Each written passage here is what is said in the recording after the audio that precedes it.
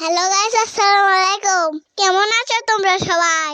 আজকে আমরা তালের শাঁস রান্না করব। এজন্য প্রথমে আমাদের তাল কেটে শাঁসগুলো বের করে নিতে হবে। দেখো কত সুন্দরভাবে বের হয়ে এসেছে। তারপর এটা পরিষ্কার পানি দিয়ে ভালোভাবে ধুয়ে নিব।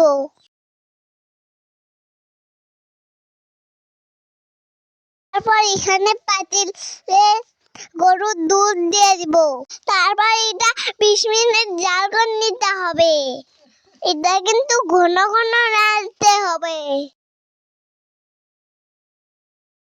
তারপর এখানে চিনি দিয়ে দিব। তারপর এখানে আবার ভালো করে জাল করে নিব। তারপর এখানে শাঁসগুলো দিয়ে দিব। তারপর 10 মিনিট জাল করে নিলে আমাদের শাঁস রেডি। এটা খেতে অনেক মজা হয়েছে।